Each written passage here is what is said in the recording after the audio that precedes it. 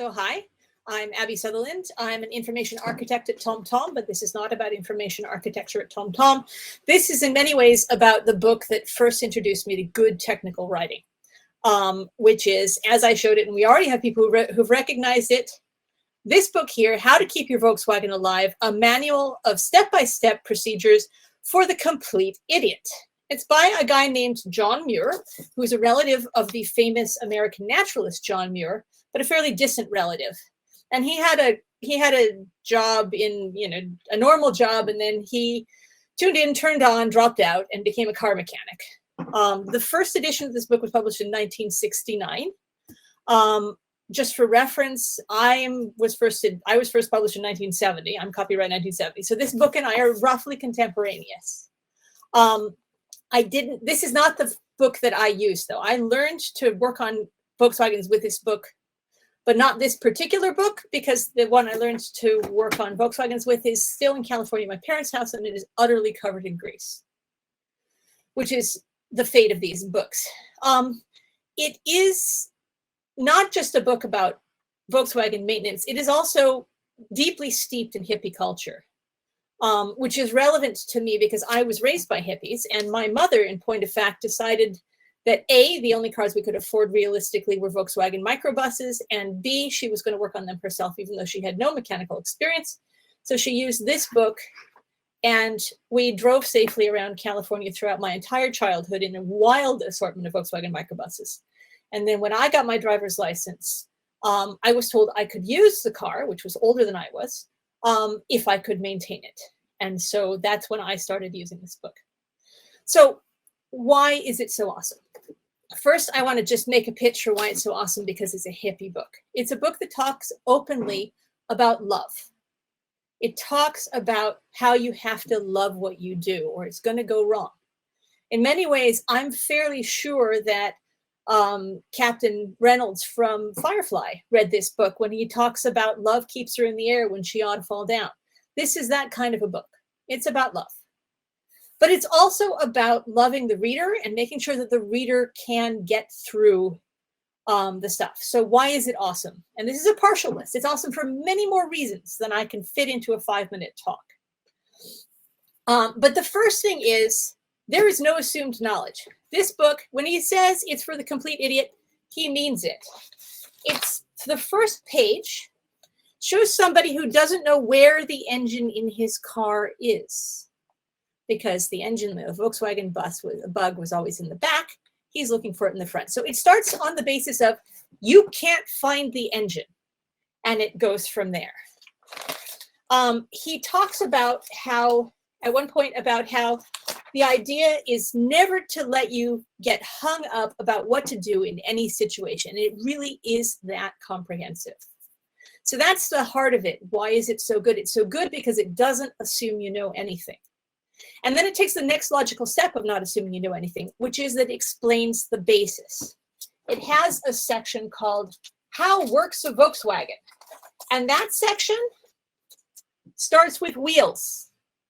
What they are, how they work. And it goes from there, step by step, up through how the car is assembled, with clear explanations of how it works. All nicely labeled and legible. All the important terms are bolded.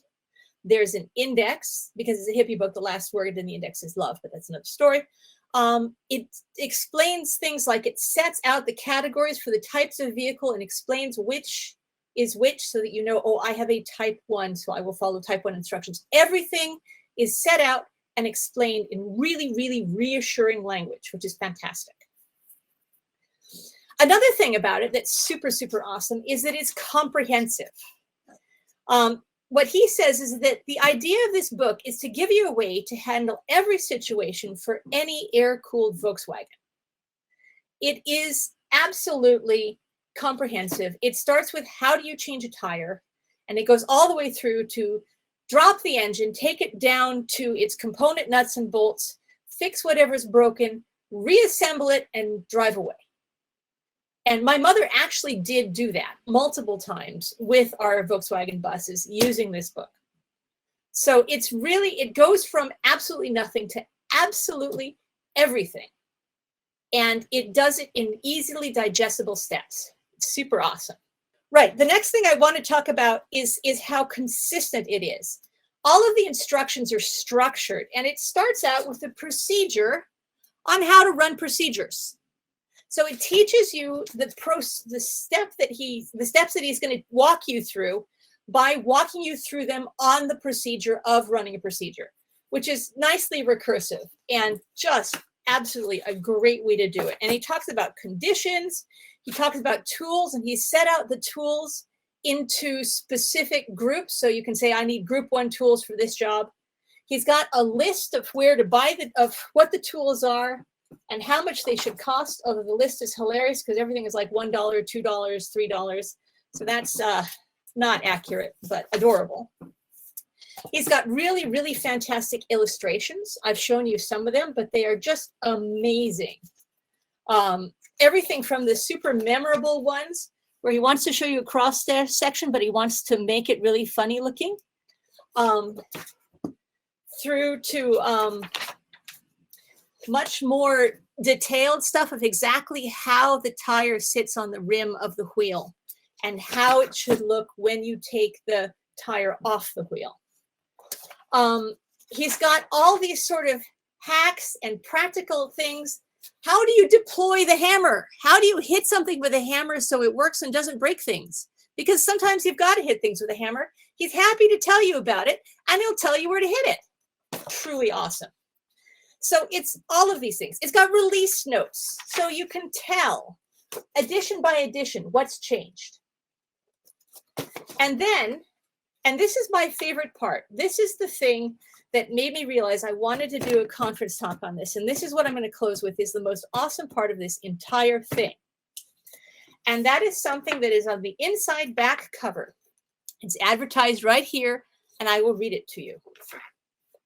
A recording of engine sounds. A cassette tape recording of engine sounds from How to Keep Your VW Alive, narrated by John Muir. This tape records the sounds a normal VW engine makes along with the sounds of various VW engine problems. The cassette comes in a box and sells for $6.50. In other words, in 1969, this man invented multimedia tutorials. And that is why this is the most awesome piece of technical writing that I have ever run across.